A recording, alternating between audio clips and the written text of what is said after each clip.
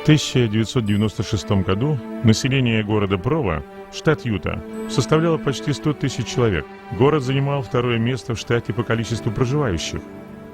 В том же году тысячи людей приветствовали в Атланте Мохаммеда Али, который, несмотря на тяжелую болезнь, зажег олимпийский факел. На другом конце света многолетний вооруженный конфликт в Боснии закончился объявлением о прекращении военных действий и началом мирных выборов. А в Англии неизвестная писательница Джоан Кэтлин Роулинг наконец нашла издателя для своей первой книги о юном волшебнике по имени Гарри Поттер. За несколько месяцев до этого в одном из ресторанов Прово встретились 4 человека, чтобы обсудить возможности начала нового бизнеса. Предполагалось, что это будет предприятие совершенно нового типа. Новое дело зарождалось вокруг неизвестного таитянского фрукта, и поэтому было связано с высоким риском и многими неизвестными факторами. Но по мере того, как разговор в тот осенний вечер заходил все дальше, каждый его участник чувствовал, что внутри него разгорается искра энтузиазма, который превратится в пламя невообразимой силой.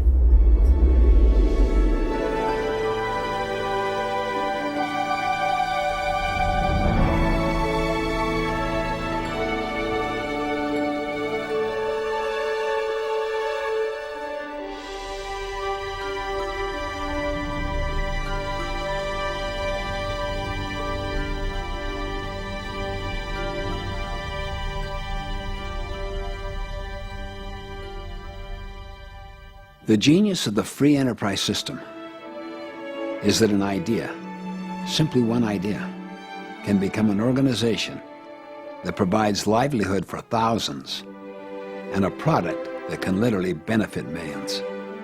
And it all begins with just one idea whose time has come.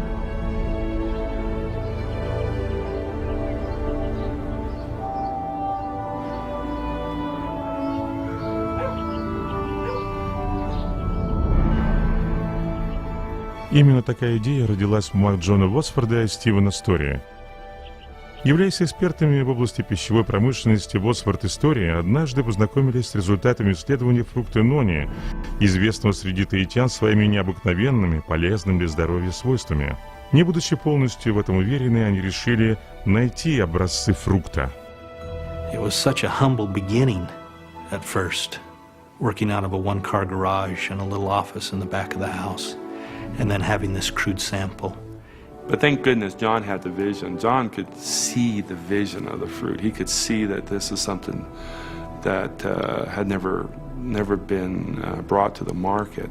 I, on the other hand, my vision was different. Mine was like, okay, John, you work on that. I'll go over here and work on some things that can bring us in some money. Несмотря на все трудности, Восфорд и Стори продолжали работать с этим фруктом и в итоге разработали собственную технологию ароматизации и производства.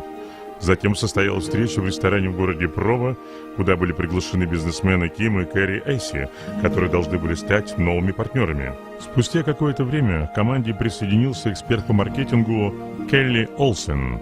I think that I immediately had a feeling that there was something very special about it. A product discovered from Tahiti that was unlike anything that had ever been on the market before, first time. I had the feeling, to be honest with you, that I'd come home, and that this was something that was going to be very significant in my life. Also, my brother Kim and I were trying to do is to do something good that we could feel good as fathers. Both of us at the time were unemployed, and we were trying to find something that we could make honest, good income, and it was doing good for others. I believe that destiny brought us together. Each one of us have different backgrounds, different experiences, and we were able to come together in a united way, in a very powerful way. And I think that maybe this management team is the most powerful team that's ever been assembled in this industry. From a marketing perspective, it was a slam dunk. First product, first of its kind in the market, exclusive, history, benefits. All we had to do is build a company around this product, and we knew it would be successful. 1 июля 1996 года компания Morinda Incorporated, ставшая прародителем TNI, официально начала свою деятельность на небольшом складе в городе Линдоне, штат Юта. It was great to be a part of something that had a real mission. I mean, back then job titles really meant nothing.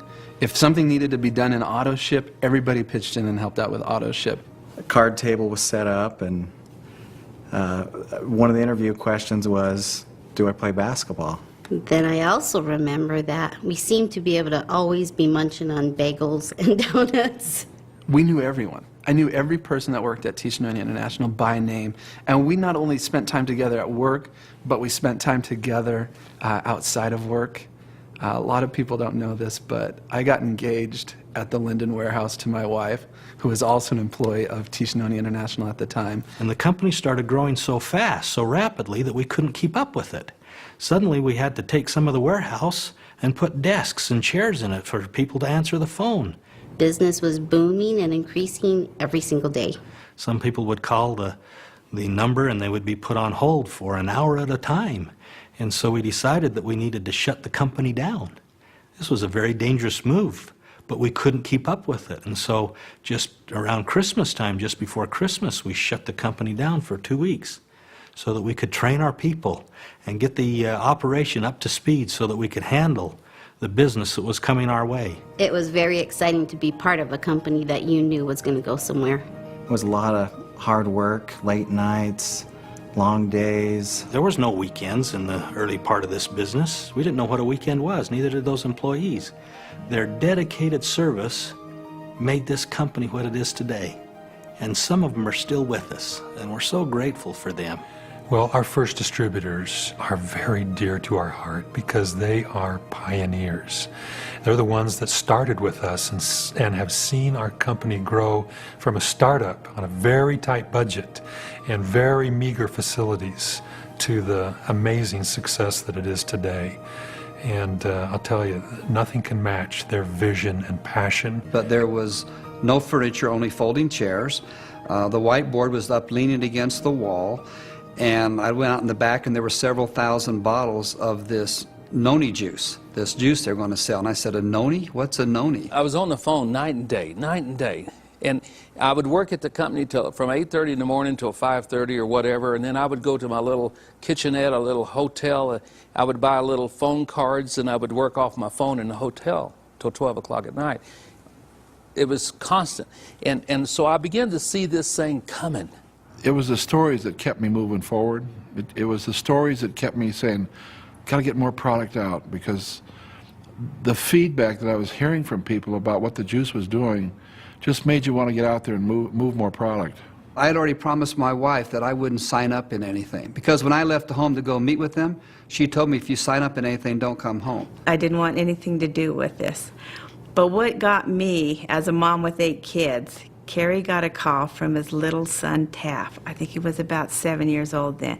And he excused himself so kindly and gently and took that call. And to me, that was the best thing he could have done as a mom, because that showed to me his family meant more to him than trying to get some new distributors. But you know, we were so excited about what was happening with this product, we grabbed a hold of the steering wheel, you might say, and we hung on. Kelly called me, it was a Saturday afternoon, and said, I got the first 8.5 sheet ready.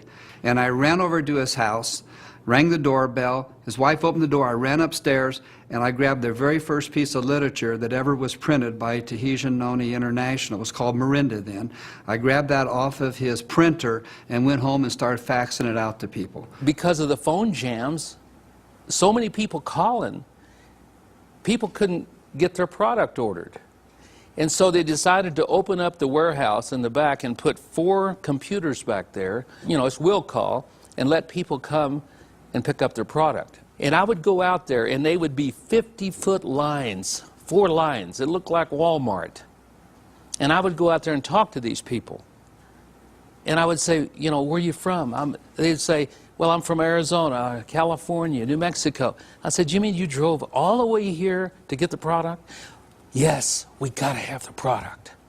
And it was just snowballing. I mean, I'd run out and get the checks every month, and they'd be doubling and doubling and doubling. I said, wow, what do we have here? I'd never seen a company that had invested over $2 million in product before they sold their first bottle of juice. That really impressed me. we have 5 founders, and each one of them could run a company by themselves, but the 5 together are unstoppable.